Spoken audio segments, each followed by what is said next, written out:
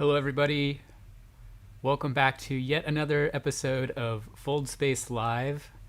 I am your host, James Peak, and today we are folding a square twist tessellation. And the reason I'm presenting this tessellation technique is because this square twist element, I guess you could say, or this technique is used as an element in William Hartman's really solid toad model, which I'm going to be teaching at the upcoming Foldspace Autumn Retreat taking place here at the end of this month, last weekend of the month, September 27th through 29th. There's a link in the description if you'd like to attend. I know there's a lot of online stuff going on this time of year. Of course, the Origami World Marathon is happening this weekend, which I am participating in, or at least I've bought a ticket. I don't know how many classes I'll actually be able to attend, but I am excited to check that out. But yes, this toad I learned at the Origami USA convention this past July, and it was one of my all-time favorite models of the event. And let's see. So let's switch over here for a second. All right. So of course, here is the toad. Here is a toad, and you can see it's got this square twist tessellation. Just a small tiling of it, and essentially, this is what the paper looks like when you're folding the toad. You can see that you just do this little square twist element in the middle of the paper, and then you fold the toad around it. And it's a really great design tactic, and I think it's a really fun way to integrate a more sort of traditionally geometric and pattern-based origami style into something that's figurative, representational. I think William did a really great job with this idea and incorporating it into this design. Another designer that comes to mind who does this a lot, who is also a friend of mine, Beth Johnson. She's one of the best at this sort of thing. So the thing is, though, is that this square twist portion of the toad can be a little tricky, especially if you've never done these before, or to do this, you have to make a set of spread squashes.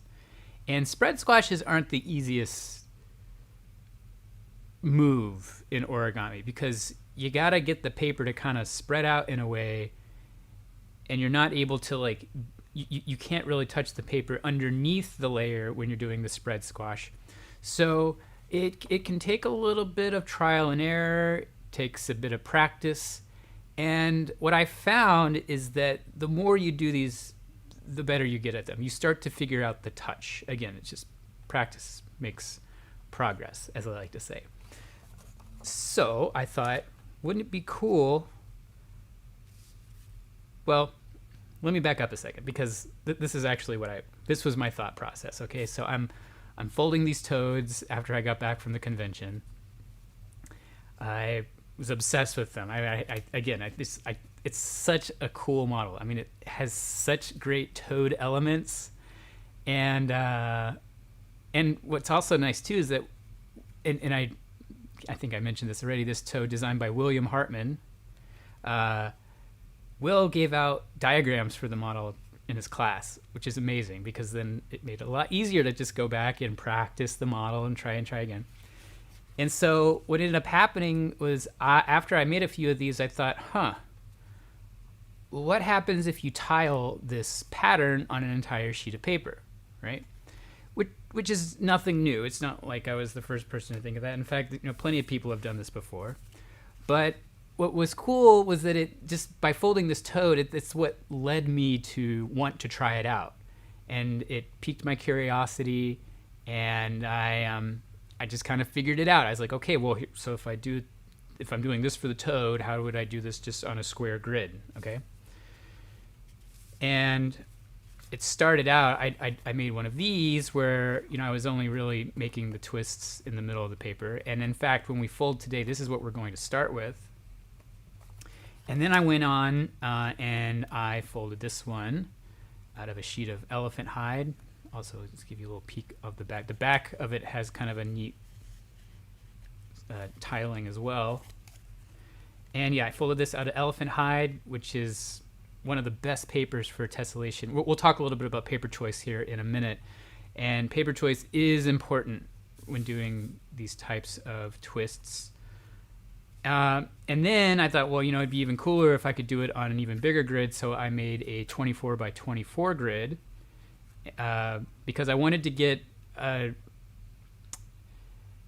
division of thirds. Okay, so that here I've got six. It's the tilings. The tiling is 6 by 6 basically, but there's compositionally speaking this satisfying thing to the eye when it comes to thirds. It's one of the like rules of composition. Thirds are very pleasing to the eye. Okay, so yeah, so that's what we're going to do today. But before we do, I want to first give credit where it's due. After doing a little bit of digging online, I learned that this square twist pattern or this technique is actually attributed to Shuzo Fujimoto.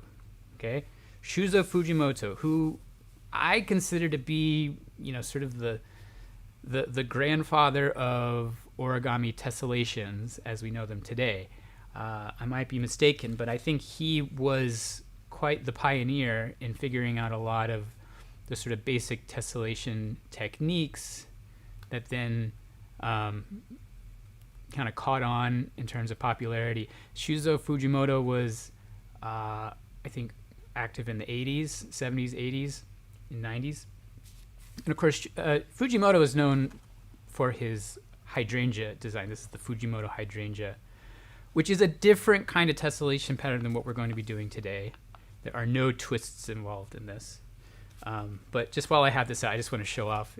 Some of you probably saw I posted this. This is a model that sat unfinished in my studio for years, and then just recently finally decided to finish it. But yeah, I love the hydrangea tiling pattern, and this was folded out of a sheet of handmade origami paper. Okay, so speaking of paper, I do have some paper packs still available for the online retreat. I meant to mention that before. Just thought I'd go ahead and throw it out there. Okay, so here's what I want to show you. When I was online here recently, let me see here. Let me switch scenes here. I'm going to show you all something. So if you go on Google, do a search for ISO area twist origami, okay? Because essentially the type of tessellation we're doing is an ISO area twist, okay? So you do your Google search and you'll a bunch of videos pop up. In fact, I wanted to give a shout out to Madonna Yoder, who is a fellow origami entrepreneur who runs Gathering Folds. I'm sure many of you are familiar with Madonna's work and her excellent tessellation tutorials, and she does have a tutorial on this same technique. Scroll down a bit here. So this is what I want to show you. So if one of the first hits here, actually, in fact, the first website hit is on Michael Kozmowski's website. Now, by the way, Michael Kozmowski, he's a Polish tessellation artist. He was one of the special guests at the most recent Centerfold convention in Columbus, which I had the privilege of attending just one day. I was only able to be there for one day, but it was great nonetheless. So if you click here on Michael's website, I mean, he has a very extensive sort of collection of information, and I would maybe call it a database of his work and other tessellation designs, right? So you see here now, what he's showing here is a different variation on what we're going to do today. And just be clear about that. but it is very much related. But here's what I wanted to show you. So if you scroll down here, you see the crease pattern for this model can be found in Shuzo Fujimoto's books. Okay, so I don't know if you knew this or not, but there are 2 Shuzo Fujimoto books, at least, I mean, there might be more, but at least 2 here that I know of, that are available on the website archive.org. Okay, now I love archive.org for a variety of reasons, one of which being their collection of live Grateful Dead show recordings. It's pretty amazing. If you know, you know. Okay, but here we go. Let's click on, so this first book is Invitation to Creative Playing with Origami. And so here we go. If you click on the link, it takes you over here to archive.org, and you can look at this book that Shuzo Fujimoto self-published in like 1982, I believe. Yeah. And it's super cool. I mean, you can sit here and flip through the pages of this book that would be impossible to get your hands on otherwise, right? So there's a ton of stuff in here. Now, of course, it's all in Japanese, right?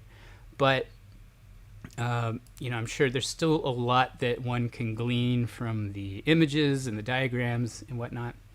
But here, so let's go ahead. I'm going to scroll over here to page 158 because thanks to Michael mentioned that. He cited that on the page. And you'll see here, this pattern here, I believe that is what we're doing today. So here, let me zoom in a little bit. And sorry. There we go. Okay, yeah. And you can see some other versions of this same idea applied in different ways. Even going so far as to showing how it's done on a triangle grid here. But again, I believe this is more akin to what we are doing today. Let's go back here. Let's look at the other book titled Solid Origami. That's a great title. Solid title. Okay, so Solid Origami, and I'm already here on the page. We can see here that he did diagram the square twist here as well. And again, I think that's what we're doing. And then this is the ISO area twist that I believe Michael was referencing on his website on that particular post. Okay. But I want to mention too, okay, so yeah, let's scroll down a little bit here. This book actually was published in 1976. And I want to read this to you because I kind of caught wind of this through some other sources online. But let me read this. This book by Shuzo Fujimoto is free of copyright restrictions. Shuzo Fujimoto heirs Hitoshi Fujimoto and Shumi Okada have dedicated this work to the public domain by waiving all of their rights to this work worldwide under copyright law, including all related and neighboring rights, to the extent allowed by law. You can copy, this is the important part, you can copy, modify, distribute, and perform this work even for commercial purposes, all without asking permission. So how cool is that? That's a very generous offering from the Fujimoto heirs. And you'll see that same message is on the other book. This one was published in 1982. So yeah, archive.org is full of so many treasures, but two of them being these 2 books that were written and published by tessellation master Shuzo Fujimoto. All right, so let's talk paper choice. What I found in making these twist tessellations is that strong paper works the best. And I've tried doing this with Kami on a number of occasions. I've tried doing this with Taunt. And those papers do tend to rip more easily. However, I will say that it can be done. In fact, the toad that I folded in Will's class at the convention, I used a 9.5-inch sheet of Kami, and the squares worked fine. I don't think I ripped it when I folded it then. But you do want to have a strong paper. Now, of course, like I said before, elephant hide, that's kind of the cream of the crop here. But if you don't, I mean, a lot of you might not have elephant hide just laying around. Plus, it is a nicer, more expensive paper, so I mean, you might not want to waste your elephant hide on this. But I have found that craft papers work well, and this little ditty was folded out of a piece of, basically it's craft kami, and I wanted to show this to you. How many of you have seen this paper before? This is a Yasutomo paper, but I really love this paper because it is a kind of a heavier craft paper, so it's got some body to it, but it has a really nice colored side printed on the brown craft paper. And that paper works great for just kind of playing around with this this pattern. And then this sheet is a piece of heavy red craft paper. And in fact, in the paper pack that I'm selling for the retreat, there are 2 sheets of this heavy red craft paper that I picked up at OUSA years ago. I'm pretty sure it came from Kathy Stevick. But anyhow, but it worked pretty well for this tiling here. Elephant hide is great, but again, if you don't have it, it's fine. Another thing that I want to stress is that I want you, I mean, what I recommend you do is approach this lesson more as just learning a technique as opposed to, creating a finished model. Now, of course, I mean, you can certainly make a nice, pretty, finished tiling, square tiling, okay? But the original impetus behind this whole live stream was just to give you all an opportunity to practice doing these twists, because what you'll find, especially if you end up doing like a full grid, like a 16 by 16 grid, you will find that the more you do, the easier it comes, the better it goes. Now, the square twists aren't always going to work, but I'm going to do my best to give you some good pointers and some techniques for trying to get everything to line up the way you'd like it to. All right, cool. All right, so now to start out, I'm just going to show you this. So for this, we do the minimal amount of gridding. Okay, we don't have to fold the grid on the entire sheet of the paper. But then once we do this, we'll start a new one where we will actually make the full 16 by 16 grid, and I'll show you how to further the tiling outside of the initial little 2 by 2 section here. And let's just go for it. So here we go.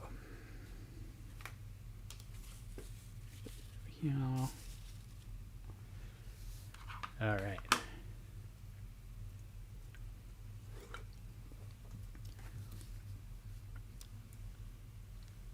So to start this, we're going to need to make some subdivisions of the paper. Now, the side that you are looking at to start doesn't really matter.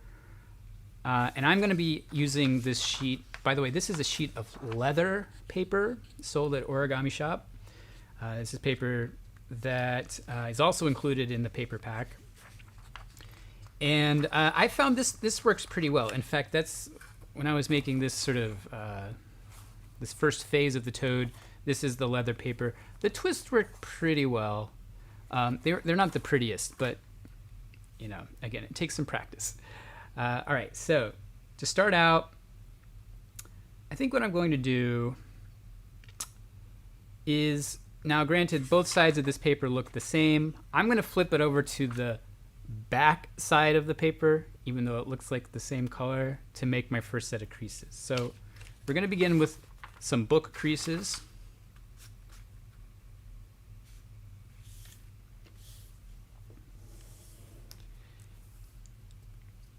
So we make one, and then we open the book crease, and we're going to rotate and fold the other two edges to meet one another.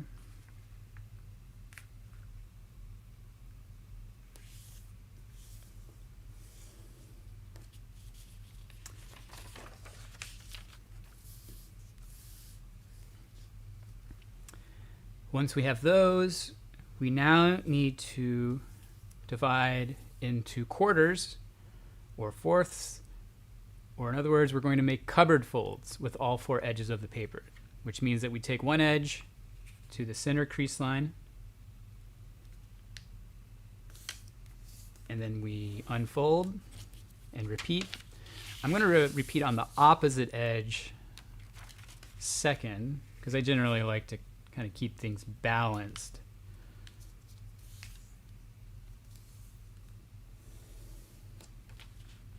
Okay. And then, so now I'm going to rotate again. So there's my first cupboard fold, but now I take the bottom edge of the open cupboard to the center crease line.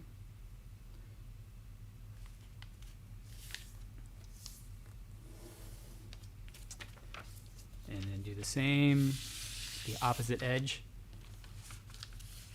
When we do the gridding for the next version, we will approach this in the same way.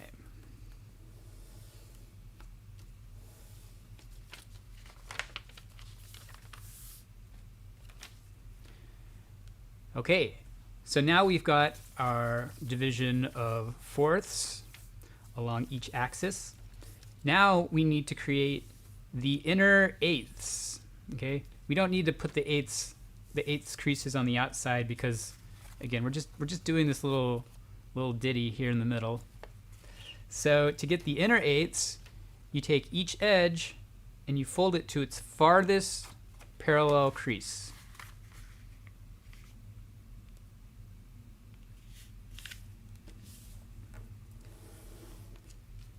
And now I'll repeat on the opposite edge again, so you don't get confused. Just fold to the farthest parallel crease. And whenever I'm dividing anything into some division of eighths like this, I will always start by going to, when I get to the division of eighths, I always start by going to the farthest parallel crease. And then you go to the closest one, but we're not going to do that here. So now I'm going to do the other two edges after rotating, folding to the farthest parallel crease.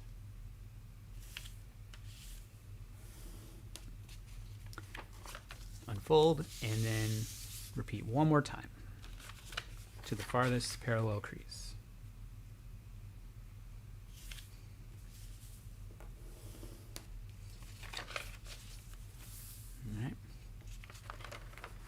All right, so now we've got our inner eighths.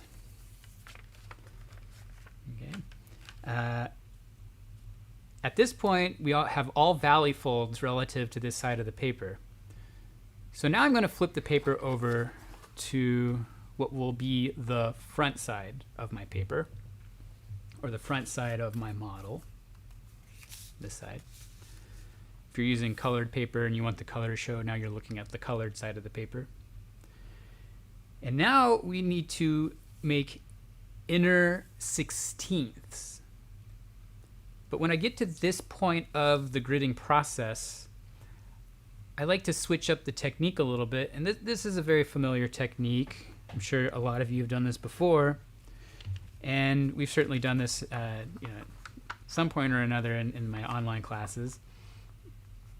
But what we're going to do in between each of these divisions of eighths, we're going to take a mountain fold, we're going to pinch it, and we're going to bring it up to meet the next parallel mountain crease. So when you do this, you can kind of, and especially when you already have these other creases running vertically, the paper kind of moves in segments. So you can kind of start by just, lining up the middle and then going over here and say, okay, making sure this is lined up and then that's lined up, and like, okay, so I'm going to kind of flatten it and then flatten it over here.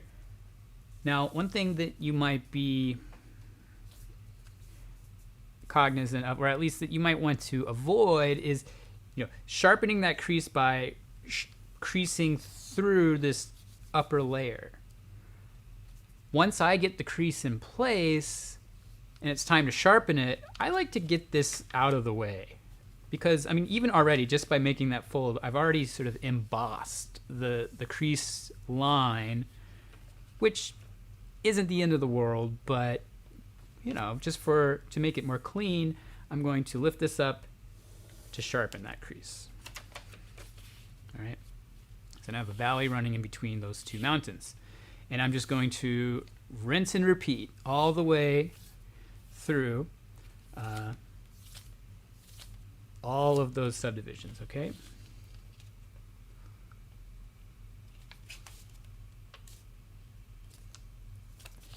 So I get it in place, I lift it up,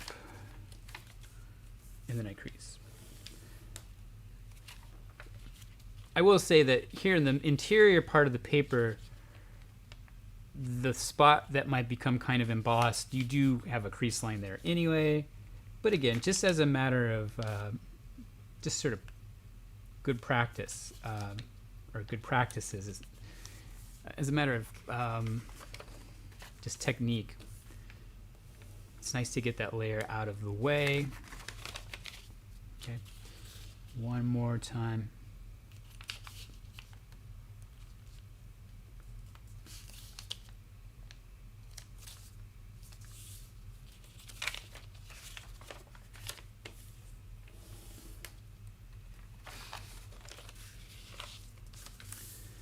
All right, so that's our first set. I just love the interplay of light and shadow on pleats. Okay, now we're going to rotate and do the same thing with this set of 4 inner eighth sections. So I'm going to fold that up.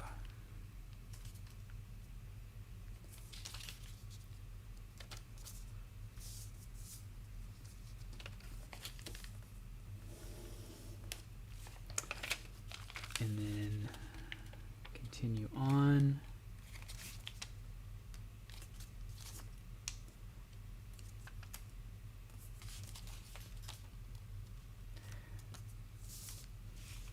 One thing that I did not cover when we were talking about paper selection is the size of the paper.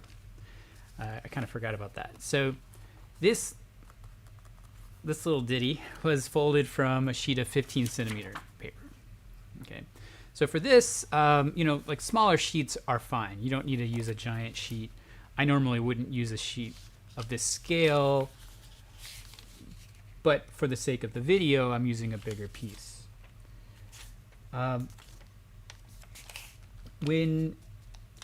If and when you decide that you want to do the next iteration, which I hope you do join me for, but when it comes to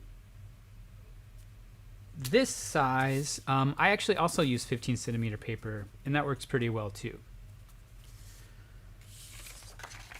So yeah, I guess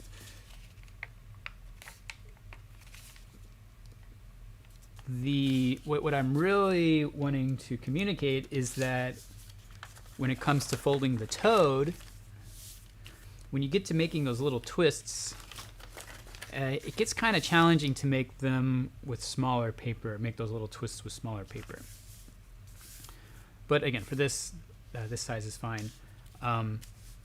Okay, I don't want to jump too far ahead, so I'll come back to this later. All right, so now we have all of the gridding needed to make this little ditty. So Next, we're going to add some more pleats using the existing creases. And to do that, we're going to first identify the central-most crease running vertically. And then look to the outside of, on both sides of that crease, you'll see that these two creases, at least in my paper, are valley folds. What you want to do is to make a pleat using that next valley fold, which also means that you engage the next mountain fold. And then we do the same on the other side. So we end up with this kind of pleat. Everything is still symmetrical. Once you do that, you should see 4 small squares on the inside. Okay. And the next thing that we want to do is we want to find the 4 middle squares that are running vertically on each side here. Okay. Or in other words, if you, so here's our middle line. We're going to look at the 2 rows below and the 2 rows above that middle crease line. Okay. And what we're going to do is, so 2 rows above the middle crease line, we're going to make a mountain fold, and we're going to make another pleat. And we're pleating through all of the existing pleat creases that we already did. So this time we're pleating out, like so. Okay. Again, count 2 rows up, engage this mountain crease, and pleat up. And that mountain pleat will reach the topmost of these parallel creases here. And then we want to do the same thing from the bottom. What you could do is you could count down 4 from the top. 1, 2, 3, 4. So there's 2 left down here. And you want to take those bottom 2 rows and you're going to pleat them underneath like so. Okay. So this is what we end up with.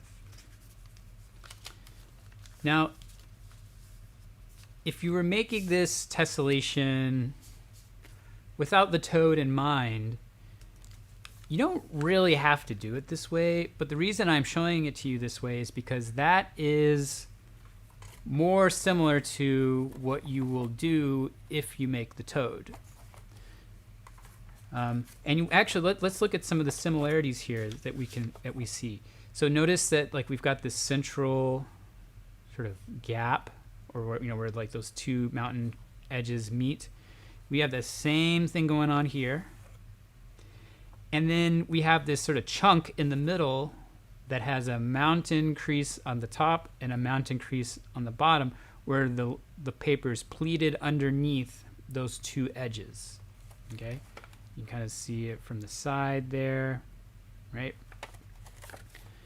So same idea here, where we're working in with this, these 2 edges meeting in the middle, with a chunk in the middle that is 4 rows, and you can see the pleat from the side as well is very similar. Okay. When you're making the toad, you kind of have to do this whole next part kind of all at the same time. But what's nice about doing it with just a gridded piece of paper, we can just focus on one twist at a time. And so that's what we're going to do. And what I also find, what's going to happen here is we're going to make a twist that basically starts right around here. But what'll happen is that this part of the paper is probably going to come unfolded, and that's okay. It's fine. Don't worry about it. In fact, it's probably easier to do this first twist with this unfolded. I just wanted to give you kind of like the starting point that I like to work from. Well, and it's also basically the starting point you work from the toad. Okay, so when you're making the toad, what you're going to do is you're going to pinch, and then you're going to kind of pull these layers apart. But here's the thing. There's a good chance that your paper will rip when you do this, which is why you need to have nice, strong paper when you fold the toad. Doesn't necessarily have to be thick paper. Thin paper works well too, but it just has to be strong. So the other way that we can do this is, instead of keeping everything pinched and pulling it apart like we're going to do with the toad, is you can just kind of let everything kind of open up like that. What I did, I kind of let the pleats open up just enough so that I could separate.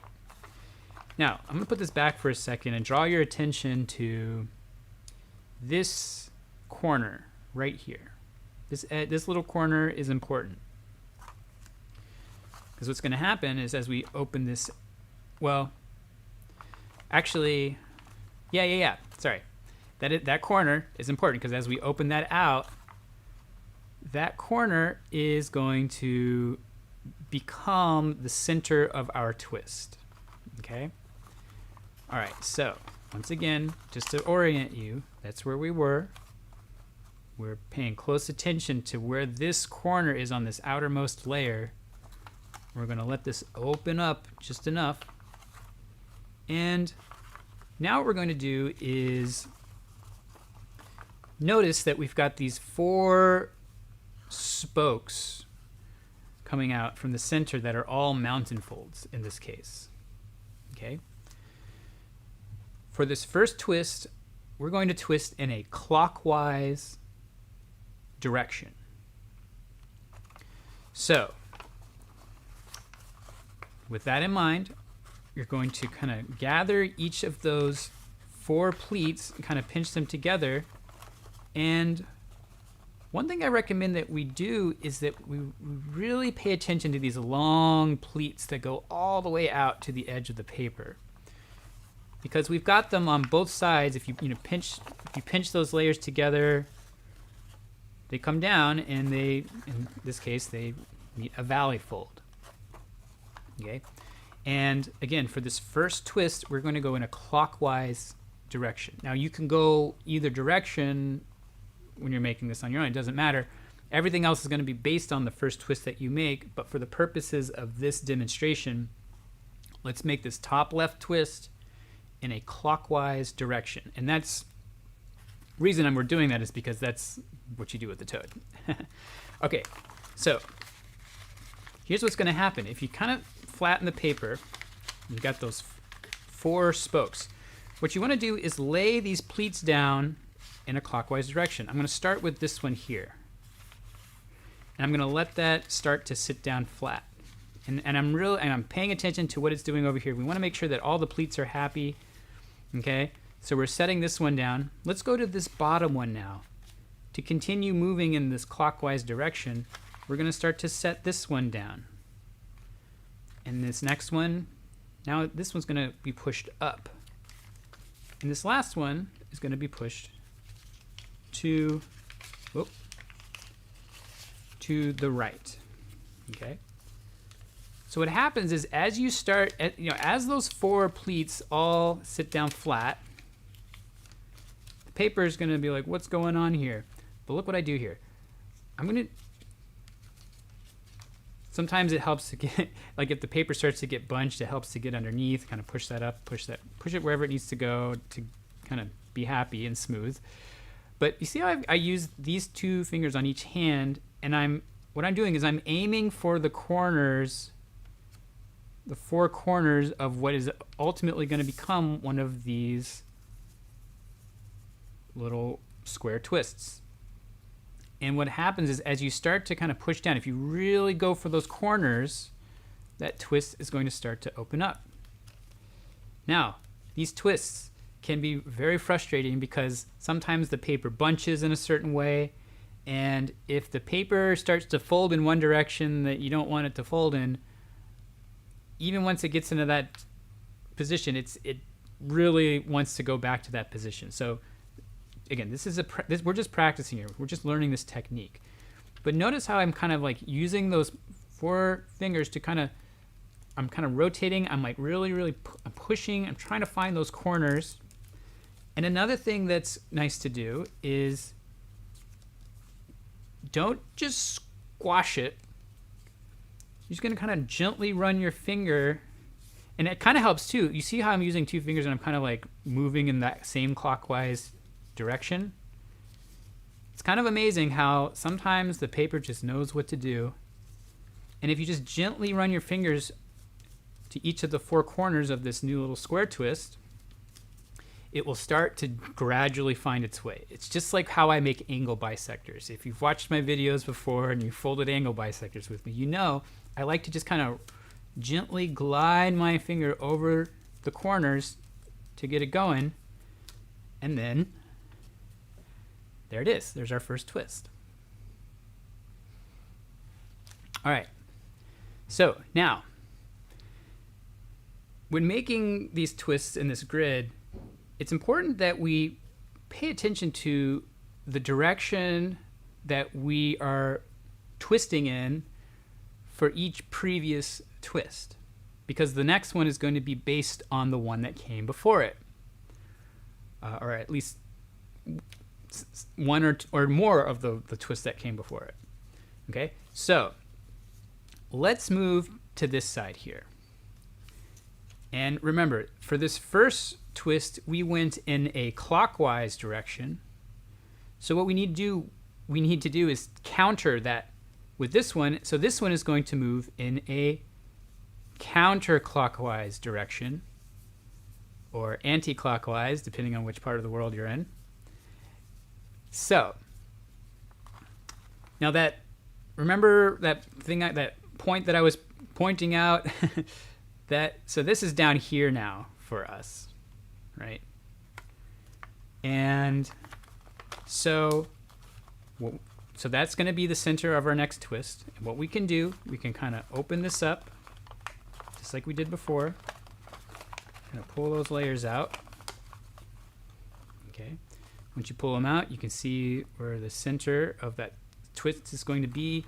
You've got your four pleats, and you know the reason, I mean, it kind of makes sense, it's a little more obvious why this next one needs to go in the opposite direction, because look, this first pleat is already going down, whereas before the pleat on this side was going up. This is going down, which means the other three have to kind of follow along. Okay, so this one's coming down. Let's go in a counterclockwise direction this time. Let's go to the bottom one. The bottom one has to go to the right. This one's going to go up. This one is going to go to the left.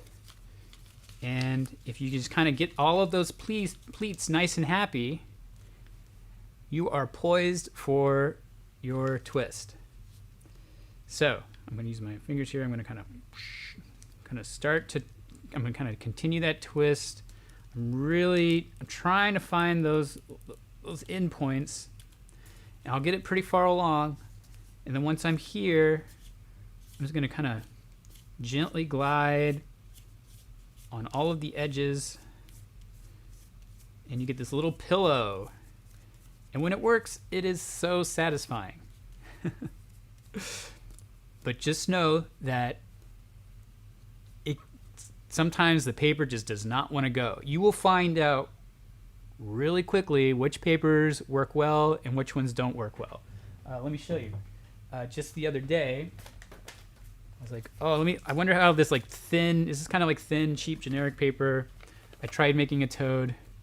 Ugh. Didn't turn out great. Not that well. That's not going to work. But I encourage you to try stuff out, try different papers out, because I haven't tried every single type of paper for this, obviously, but I haven't tried very many, and I am convinced that it can work with thin paper, but it just has to be strong paper. Okay, so there's the next twist. Let's move on to this one. Okay, so now let's look at the direction of the previous twist. Of course, this one went in the counterclockwise direction, or anti-clockwise. So now we need to counter that. So this one down here is going to go in the clockwise direction. Now, as you can see on my paper came unfolded. Okay, so I'm going to go ahead and put this back in. The thing is, when you make the toad, all of these are going to have to stay in, and you kind of have to do them all at the same time.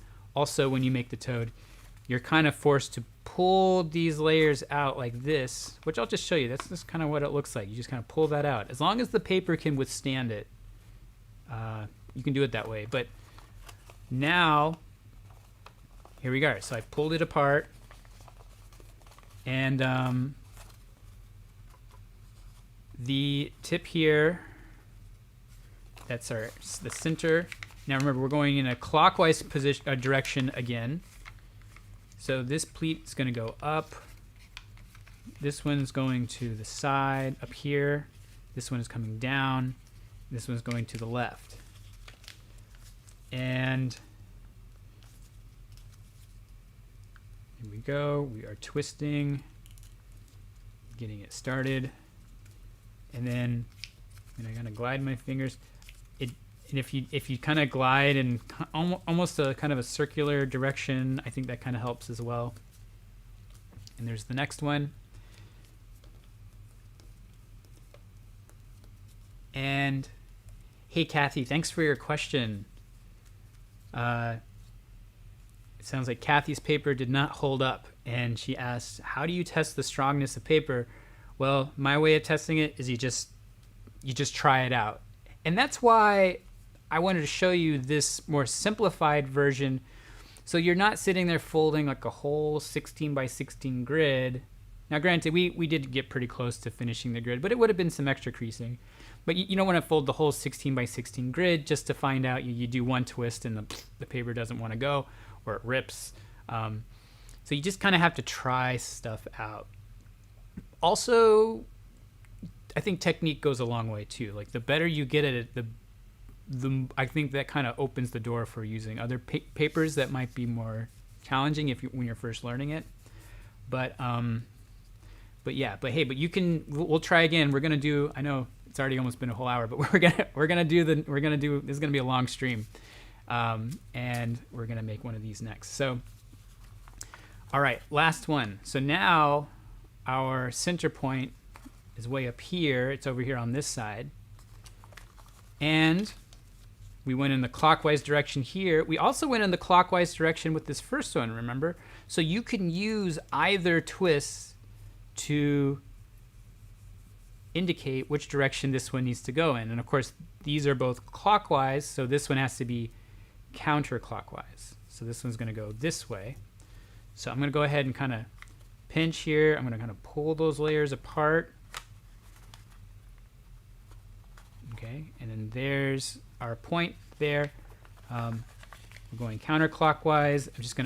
I'm starting with this pleat up here because it's already attached to this one, and it's kind of begging to be kind of worked out. This one will go down. This one will go to the side. This one will go up, and then the twist starts to go. Admittedly, I have not actually done this simple, just 4 square tiling in the middle of the sheet with this size paper, and I'm finding it's a lot easier with bigger paper. So that's another tip. I think if you're learning this, bigger paper might be a little more accessible. But there you go. There are our 4 twists.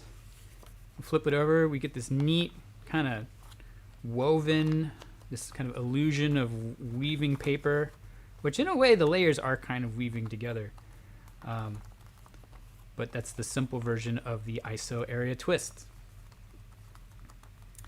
All right, now let's jump right in to a 16 by 16 grid, which will produce a model that looks like this. And by the way, one thing that's pretty neat about this is that the proportionally the end product of when you do this technique with the 16 by 16 grid, the end product is exactly 1/4 the area of the piece of paper you start with. Cool. Yeah, how's everybody doing? Kelly says, yay, so satisfying and mathy. I could not agree more. It really is satisfying, especially once the twists start to work. I want to also just say that, like, I was practicing this last night because I hadn't made one of these in a few weeks. I made these maybe 3 or 4 weeks ago, if not more. Okay, so it'd been a little while, and I need to practice. And so what I found was that my first few twists were kind of You even see this one here. This one, it's like it's okay, it's fine. But so this is where I started, and this is where I ended. Just in making one piece, one tiling, I improved. Okay, so this is a great exercise. Again, think of this more as learning a technique and less about having like a very clean, beautiful finished product. And then the better you get at it, then you can go ahead and make a nice, beautiful, clean, finished product out of maybe some really nice, super strong paper like elephant hide. Alrighty then, let's go. Okay, so I'm going to use another sheet of leather. That leather worked really well for this last one. And we're going to start out the same way as we did before. However, yeah, let's just do it. Let's start the same ways we did before. So I'm going to flip my paper over. You can't really tell on camera, but this leather paper, one side is a bit more textured than the other. This side is more smooth. So I'm going to make this smoother side with less texture be the back side of the paper. And we're going to make a 16 by 16 grid. We're going to use the exact same sequence that we did before by folding in half with 2 book folds. And we're going to keep opening the paper up to the same side so that for this first set of folds will all be valley folds until we get our entire division of eighths. Okay, so we open it up, we have our 2 initial creases. Now we're going to fold our edge to the center crease on both sides.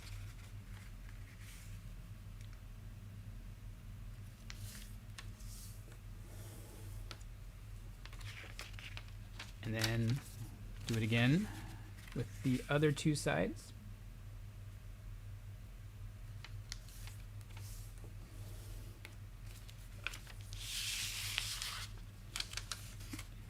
And that gives us our division of fourths.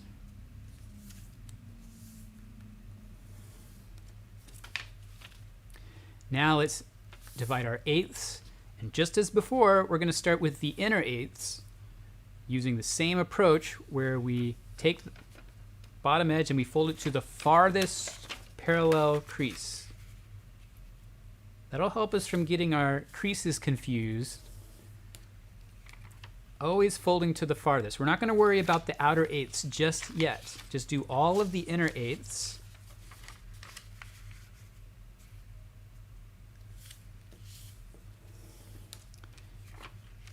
On all 4 sides.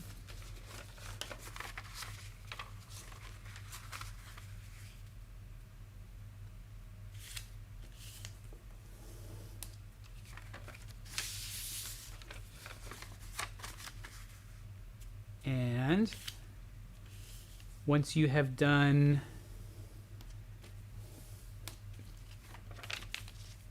the inner eighths, now we can do the outer eighths.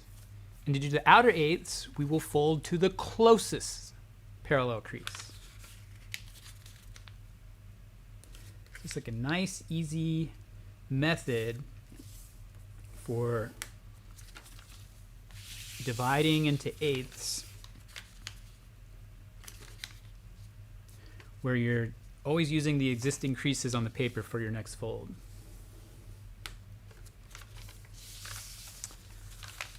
Okay, Brent used the Mandarin paper, and yes, that is not paper that you want to use for this model. That's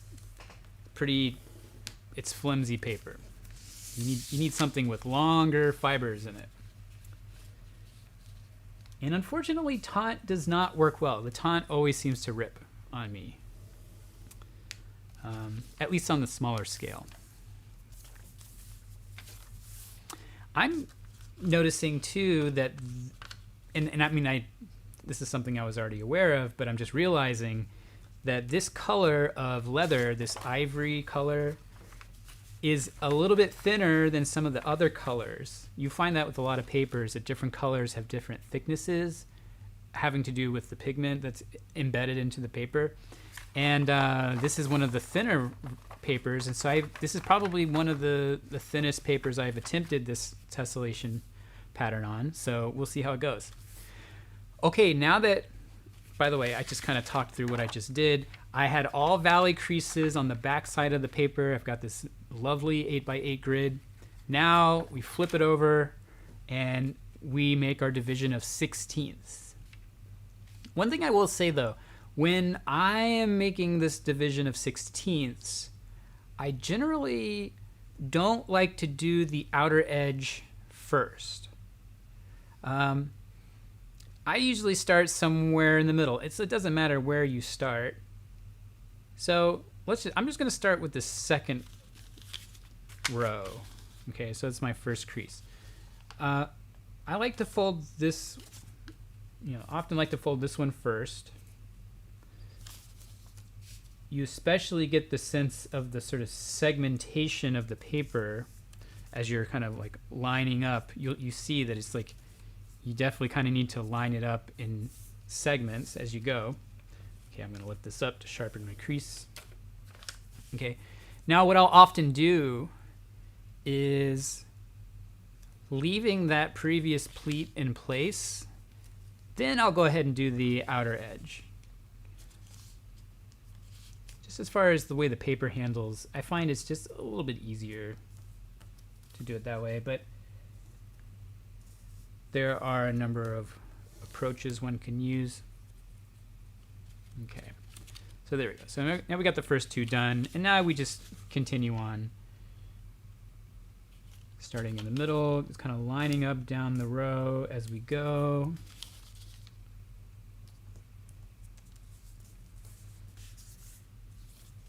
Lift that up.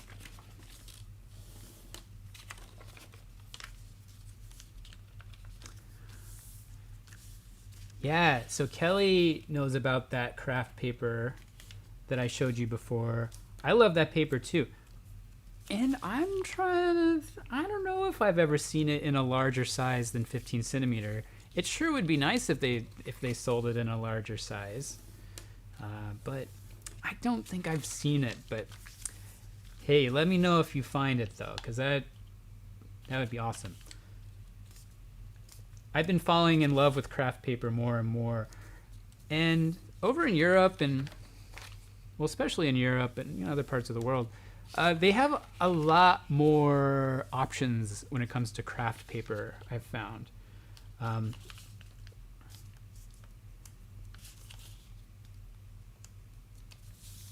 also noticed that on Nicola Terry's Origami Shop website, looks like he's selling a new type of duo craft paper that I can imagine is probably really nice. I have not had the pleasure of folding with it yet, but I would really like to try it out.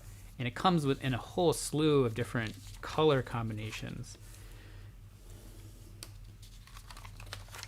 All right, so I'm getting up to my last one here. I'm going to flip this around, and just like before, I'm going to kind of engage the pleat just above and fold to the creased edge.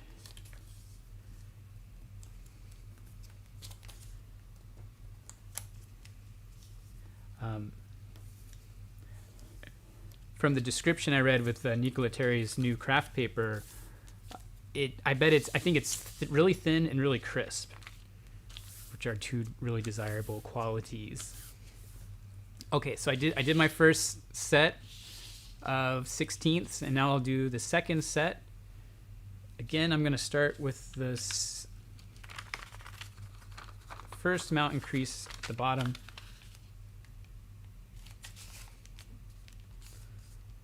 Aligning everything in segments.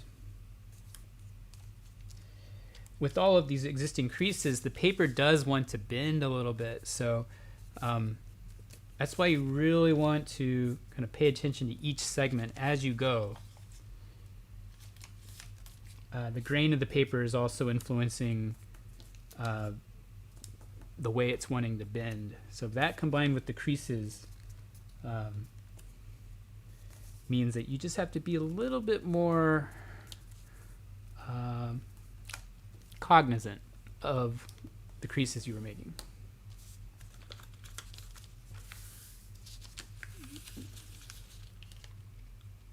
All right.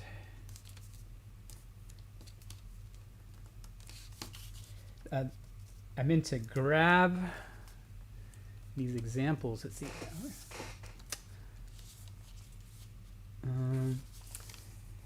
There are a couple of Kawasaki models. There's a frog and a three-toed lizard that start out with the 16 by 16 grid. So of course there's a lot of origami models that start out with the grid of some kind, but yeah, I'd love to do some classes for those for the frog and that lizard online someday. It's on my list. All right, here we go.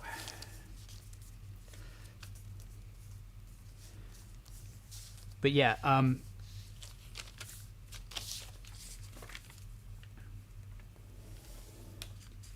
this just based on, you know, like what I'm seeing today, you know, some of you pick paper that might not be a great choice. I wanted you to figure all that stuff out now. Particularly if you were planning to attend the autumn retreat, or maybe you've already bought your ticket for the autumn retreat. And I thank you, by the way, for signing up. But I didn't want it to be a case where, you know, you show up to the live class on the weekend of the retreat and you try to fold the toad, but then those twists just don't work out for whatever reason. I just wanted to give you all a little bit of time to both practice, but also figure out what paper is going to work well for you. Now, if you're buying the paper pack, which I know a lot of you have bought the paper pack, the toad was one model where that was one of the most difficult models to figure out which paper to sell or to include in the pack. And I think the sheets I picked out are pretty good. I ended up settling for heavier paper called Rhino Hide because it's really strong. And that's what these two toads are folded with, by the way. These are folded with Rhino Hide paper. So, and there's a 9-inch sheet which would give you this size toad, and then there are 7-inch sheets that will give you this size toad. There's also there's a piece of leather in there as well. And but yeah, it's one of these instances where it's good to just try out different papers, because some people might have luck with other papers that I might not have tried or considered. And I think that thin paper can work really well. It could be great, in fact, but it just has to be strong. Oh, and thanks, Kate. Kate says Kim's Crane has a great selection of large craft paper. Very good to know.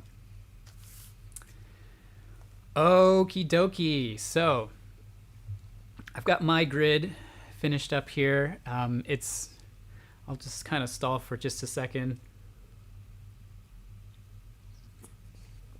Oh, thanks, Brent. Glad you like the paper packs. I like the paper packs as well. I think it's a really neat model to,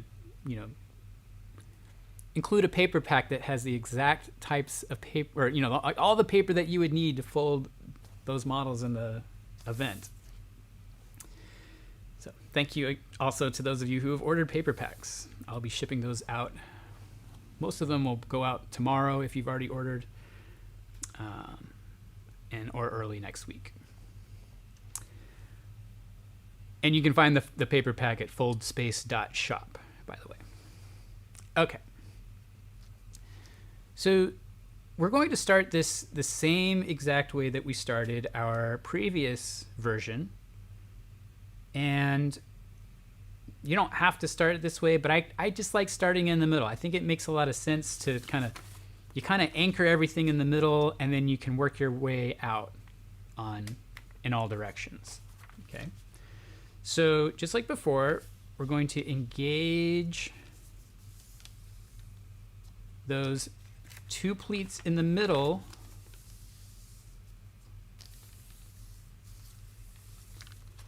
And you'll end up with 6 squares on little bitty squares on one side and 6 squares on the other. And Luna, yes, I do have some packs still available. I do have a limited quantity, but they are still available, yeah. But they're going fast. No, they really are. They've been selling like hotcakes. Okay, so we've got our central pleat here. And then just like before, we want to kind of single out a chunk of 4 rows with some mountain folds. And that's gonna tell us and make sure that we are starting in the correct place. Okay? So if you were to once again find that middle, the very center crease line, and then count 2 rows up, and on the top edge of that second top row, you make a mountain crease, and then go ahead and pleat the paper up like so. And then we'll do the same thing on the opposite side to balance it out, so that we've got 4 rows in the middle, and we're pleating up to the top like this. Now I'm going to move a little bit quicker here as we go through these, since we've already done it before, but I'll still narrate as I go, and I'm gonna use the same exact approach. I'm gonna start up here, top left, and because we're so early here in the process, I'm just gonna kind of, instead of pulling the paper apart, because you do risk ripping the paper when you do that, I'm just gonna go ahead and just kind of let that pleat open up, being mindful of where that vertex is, that will be the center of the twist. Our first twist up here in the top left corner needs to go clockwise. So as we start to get the 4 spokes, those 4 mountain crease edges, we're going to take the pleat and we're going to let it sit down. I'm going to start over here on the right. I'm going to set it down on the right. I'm going to take the pleat coming down the bottom. I'm going to send that over to the left. I'm going to send this next one up here up, and then the one at the top is going to twist or sit down onto the right. And you just kind of want to, kind of pinch those pleats all the way in. It's really cool how if the pleats are all exactly where they need to be or where they're supposed to be, everything else should theoretically fall into place. Okay, so just kind of keep working those pleats all the way to the middle. And then once we start to get our little pointed star shape in the middle, then this is where I then find the corners, and I kind of start to kind of let that spread while I'm just kind of barely kind of pulling on those corners, still moving in that clockwise direction. And then I'm going to keep letting it go. And once it gets closer to being kind of totally spread out there, now I'm going to start kind of gently gliding kind of in a circular motion. Now, sometimes if your pleats, here, this is a good example. You see how the paper is getting a little crumpled up here? That will happen sometimes. So if that's happening, again, you just want to make sure that pleat is happy all the way down. So I'm gonna lift that up. I'm gonna push that in a little bit, and hopefully it'll find its way. Sometimes even just getting underneath and cleaning it up underneath, sometimes it still doesn't even do the job, but it does help, and it is something you do want to be cognizant of. All right. So we went clockwise with this one. So now I'm going to go to the top right. Now my vertex is in the pleat right here. We need to let that open up.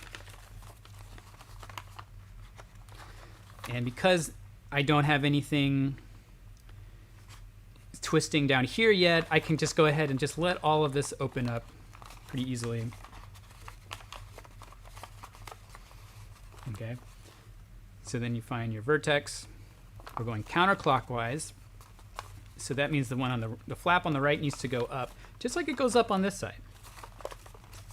It's going to, excuse me, please. It mirrors what you've already done to kind of balance it out. So this one goes up, the one on the top goes to the left, this one comes down, and then this one on the bottom needs to flip over to the right.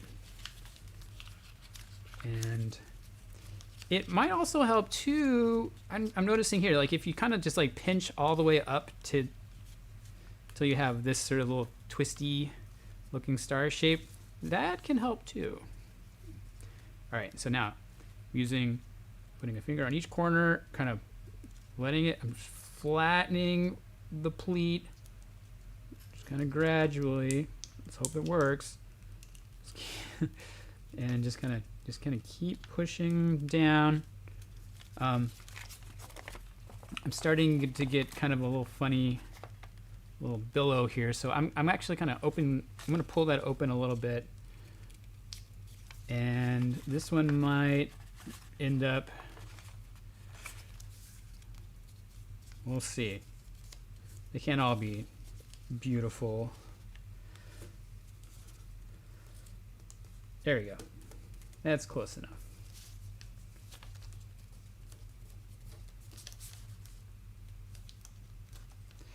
You just never know. I mean, sometimes it just goes really nice, and then sometimes it's a little bit more of a struggle, but that's okay. That's why we're practicing here. Okay, I'm going to re-engage that bottom pleat that we had engaged before. Now we're on these like bottom. We've got these bottom two rows of that central chunk of 4, and so from here, let's see if I can kind of open this up. Yeah, you can kind of let that open up from underneath. Now we went counterclockwise on the one above it, so now we need to go back to clockwise. So we're twisting in this direction now. So we're gonna take those pleats and start to set them down in the correct position here. And then once those pleats are sitting down, the paper just knows what to do. And then kind of, I've watched very skilled tessellation folders make these kinds of twists. Madonna Yoder is a good example, and they make it look so easy and effortless. They're just like choop, choop, choop, and they have the right touch. They know where to push, where to pull, how much pressure to apply, and it's just it's really satisfying to watch. But it's something that you can ultimately achieve just through practice. Okay, so last little vertex here in the pleat. And we're back to the counterclockwise direction because we went clockwise here and we went clockwise here. I'm going to kind of just go ahead and use this method where I'm kind of pinching and pulling. Okay. We're going counterclockwise, so the one on the right is going to go up. The one under here is going to go to the left. This one on the left side is going to come down. And this one's going to go to the right. You see it completes the symmetry of the whole model, which is nice. All right. Cool. All right. Yeah. Thanks so much for attending, Lee and Carol, whichever one of you is on the other end. And good, Kathy. Good to hear that you had success. Yay. Nice job. Yes, Lee and Carol.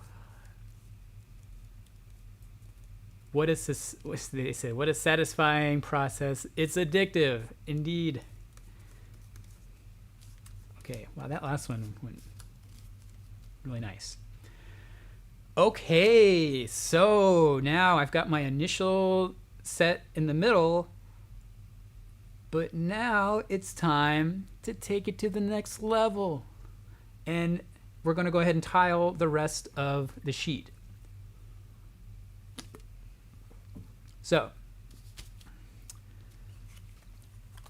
to do that,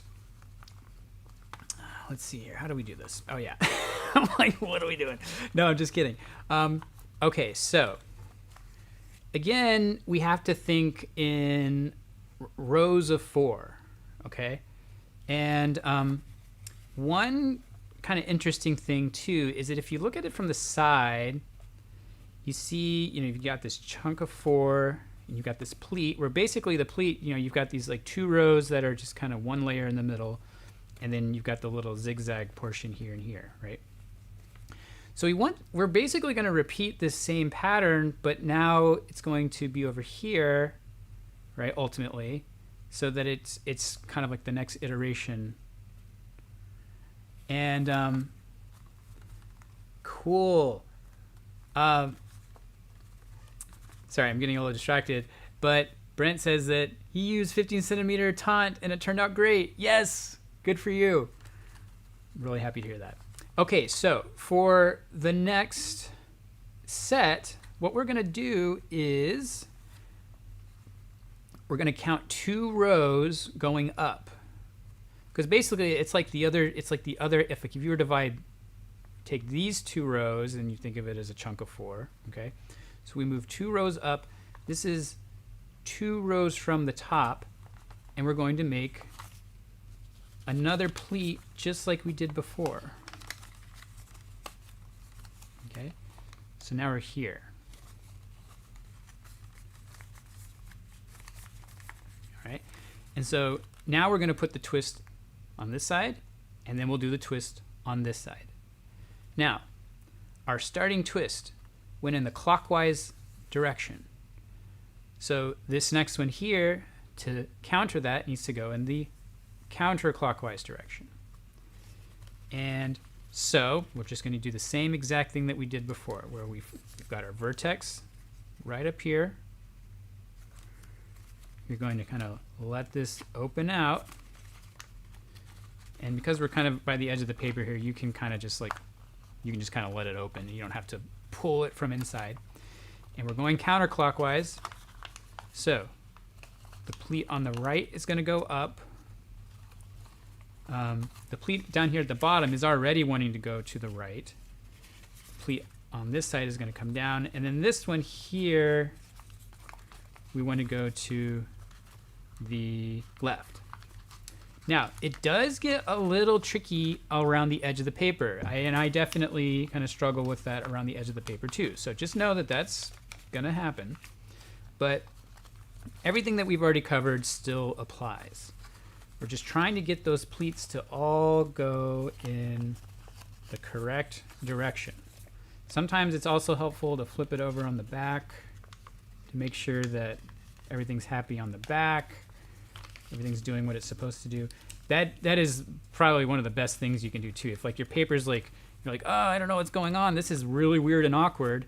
Just flip it over and, just kind of notice what it looks like on areas that you've already completed and say, oh, okay, I need to make it look like that over here, which I just did. Like before, I had something weird going on there.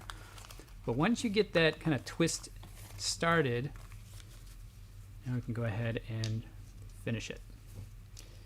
And it does get kind of hard to deal with the pleats around the edge of the paper, but that's just how it goes. Okay, so now we'll do this side. We went counterclockwise here. Now we need to go clockwise here. Also, we went counterclockwise on this one, if you'll remember, because that was the second one we did. Started clockwise and went counterclockwise. So you can do it from this one too. And okay, another thing too, I mean, you don't have to keep all this in your head. You can literally look at the way the pleats fall, okay? So it's like you can see, you got it, you know, it's like it comes up here, it goes to there. This is going counterclockwise because of the direction of the pleats. So you just have to look at what you've got before it. But I do find it is, I do recommend figuring out the direction that you're going to need to go before you get in here and you start opening the paper up. Okay, just go ahead and just get that in your head, right? So again, we went counterclockwise before. We're going to go clockwise for this one. Let's open it up.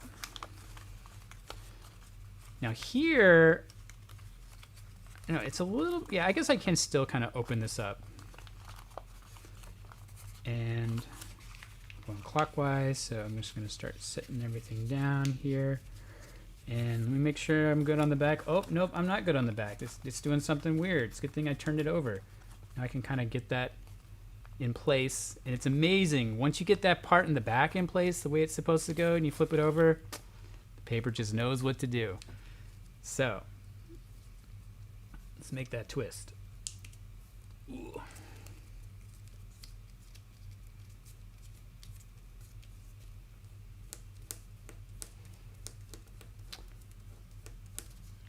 Okay. And just for the sake of symmetry and balance, let's just go ahead and do the bottom section now. So I'm going to rotate it and repeat. I'm going to count 2 rows up from the previous twist, 1, 2, and I'm going to engage that mountain fold crease, or that crease as a mountain fold. In fact, you know, if you pre-crease it the way that I did, it will already be a mountain fold. And that's why I had you make all your valley folds on the back of the paper to start with.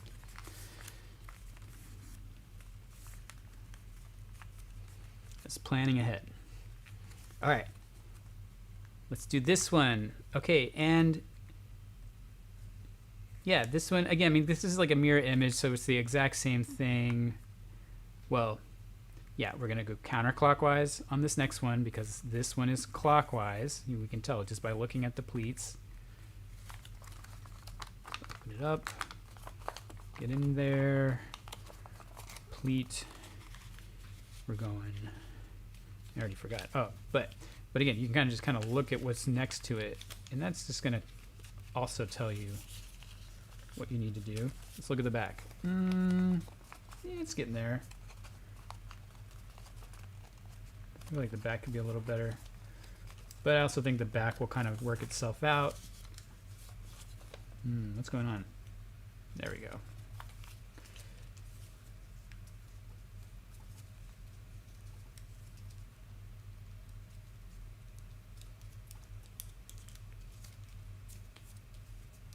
All right, there's that one. And now we go back to clockwise with this one. My vertex is way up, right up here. Let that open up. And now, I'm going to kind of, yeah, you can kind of just spread the paper open. And we're going clockwise, so this one on the right needs to sit down, or go down. This one in the middle wants to go to the left. This one on the right wants to go up. And I'm still not happy on the back. Ah, yes, no wonder. Okay, so if I kind of... Yeah, it does get wonky at the edges. No doubt.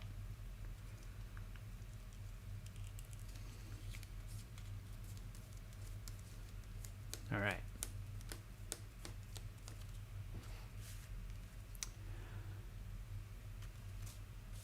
Okay, so as you can probably imagine, the rest of the folding is just more of the same. It's the exact same techniques that we've been doing up to this point. I'm going to rotate the model like so. Now what's a little different though is whereas before we only had, you know, like this one slit kind of moving up the middle, now we have 2. but everything else still applies. So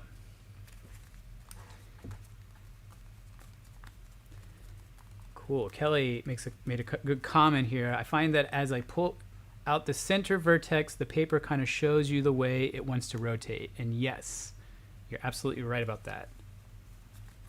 The paper just knows what to do.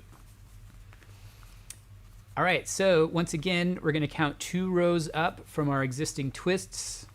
We'll engage that mountain fold and then pleat up like so. And more of the same. But now we're over here. You can do these in any order. And actually, one thing that I'm going to do this time, I'm not going to start on the end for very similar reasons to what like before, where it's a little bit more difficult to work on the edge of the paper. But I think it works. I don't know. I mean, you can do this however you like. But I do like to do this one before you get to the edge because it kind of anchors the paper in a way that makes the outer corner easier. I don't know. You might find it's better the opposite way, but that's just what I'm going to do. So I'm going to do this one. Okay. Before I was starting over here on that one, kind of moving around. I'm going to do this one first. So if I look here, this one, this particular pleat or twist underneath it, this is going counterclockwise. So I know I'm going to go clockwise with this one. So I'm going to go ahead and do that technique where I kind of pinch the paper, let it open up, and then we're going to go clockwise. Yep. Get those pleats in place.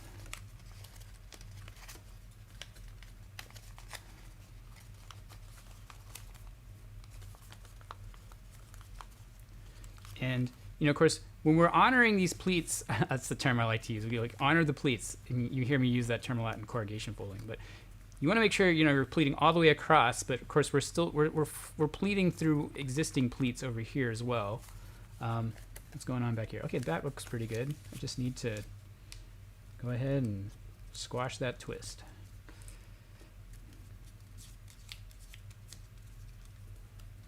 Okay. All right, now that I got this one, now I'll go ahead and try the corner. And we just went clockwise. So now we go counterclockwise. Also, you see this one is clockwise. So we're going counterclockwise for this corner one here. Let's see if I can just open the paper out. Yeah, okay. So counterclockwise. This one wants to go up. This one already wants to go to this side. So that's another really great indication of what's supposed to happen here. Okay. Yeah, there we go. Back's looking pretty good. And start that twist in the spread, and there we go. Wow. That was pretty nice.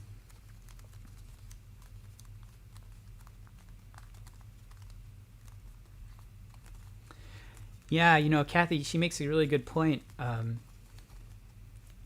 She brings up her dyslexia, and it's easier just to kind of follow the paper, let the paper tell you what to do, as opposed to thinking, counterclockwise, clockwise. That makes a lot of sense too. So I'm glad you pointed that out, Kathy. All right, so now we're over here. All right, so this one is going to want to go in this direction because of the way this pleat is already down. So we want to continue that motion. So yeah, instead of thinking, okay, what was this, counterclockwise or clockwise? We'll use Kathy's suggestion where it's like this one's going down, so now we know that this wants to go counterclockwise. So let's open that up.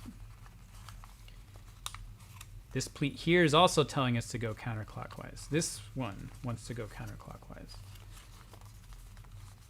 And I'm not sure.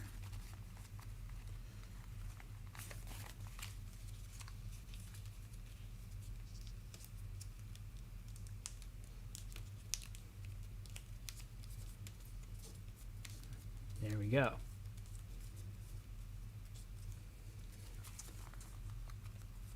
Okay. Now for this last one in the corner, we see this pleat. Let's see here. This is going... Yeah, we went counterclockwise, so now we go clockwise on this one. Open that up. Get that point sticking up. And then now these pleats just know where to go. They know they want to go this way and that way. So these two just need to follow along. But got something weird going on the back here, so I think just kind of like what I'm doing here is just kind of pushing the layers together the way that I know it's supposed to meet in the middle. It's really amazing how effective that is. Okay, so yeah, we're going clockwise here. Just get a little tricky in the corner. You don't have as much paper to hold on to either.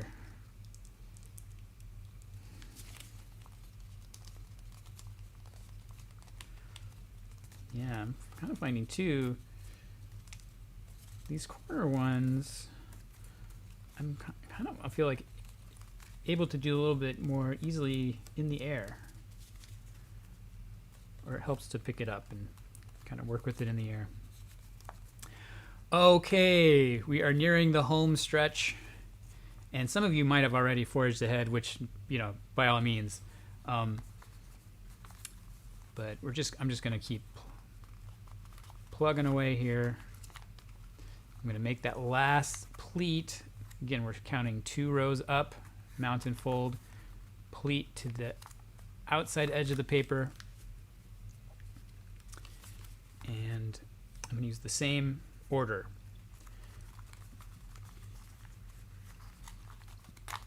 And kind of let that open up. Okay. And this one wants to go counterclockwise. Oh, sorry. No, it wants to go clockwise. Psych. Yeah.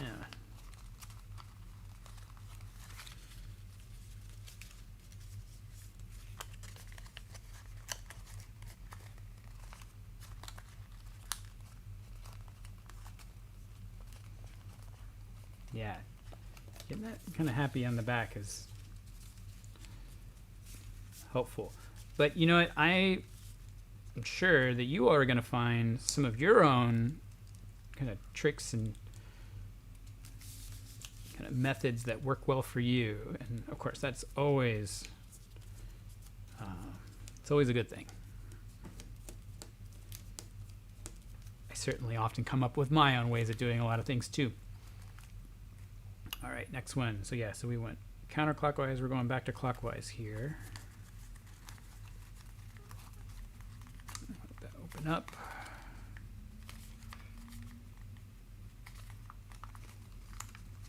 We already got 2 pleats going clockwise.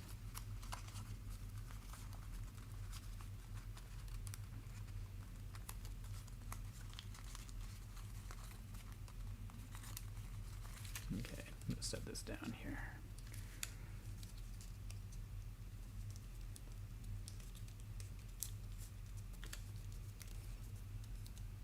All right. 2 more to go. Okay, so this one we went clockwise, so we're going counterclockwise.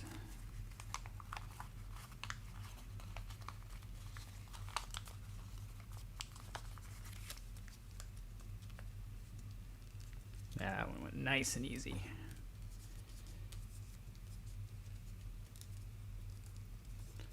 Yeah, like once you get on a roll with these, they just kind of flows. All right, so now we're back. Last one, clockwise.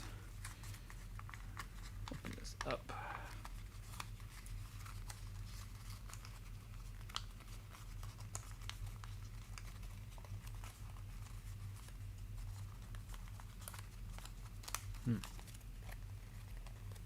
There we go.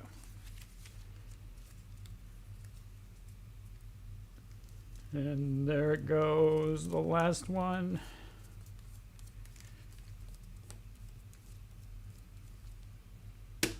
There.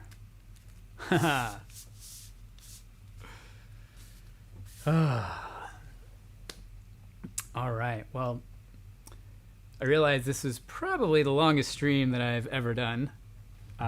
Thank you to all of you who stuck around, and even thank you to those who just popped in and left, or maybe you had to leave early. Hey, I still really appreciate you stopping in. By the way, I keep forgetting to mention this, but if you like this class, please be sure to give it a like, give it a thumbs up. And if you're not already a subscriber, please consider doing so. I am so close to 500 subscribers, which will be a milestone for me on this YouTube journey. And so I hope to one day get to 1,000 or more subscribers. But one step at a time. If you can help me get to 500 subscribers, that'd be great. And again, liking the video, sharing it also really helps as well. So anything that you can do to help Foldspace and the channel would be much appreciated. Okay, so there you have it. Oh boy. As some of you know, I am getting ready to move to another state, and this might be my last free live stream that I do before I leave this space. Of course, the online retreat will still take place here. I'm still going to broadcast from my studio space, but next week I'm renting a U-Haul truck, and I'm thrilled to say I actually already found a really awesome studio space in Louisville. So next week I'm packing up most of this studio and driving it down to Louisville, Kentucky. Please wish me luck. Keep me in your thoughts. And yeah, but no, I'm really excited about it. But at the same time, I'm also really sad to leave this space. This has been a really special studio space for me. I've been here 9 years, almost exactly. And of course, back in 2020, when everything shut down, I spent a lot of time up here, and this is where I started doing these live stream classes, right here where I'm sitting right now. So it's been an incredible journey up to this point, but we're just getting started. I have a lot of really awesome stuff planned for the future.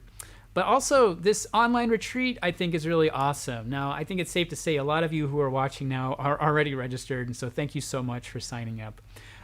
But if you'd like to learn some really cool models that haven't been, at least one model that, a couple models, the two models of mine that I'm teaching, the bat and the little corrugation candies, are models that I've never really taught to many people before, maybe just a very select few. So,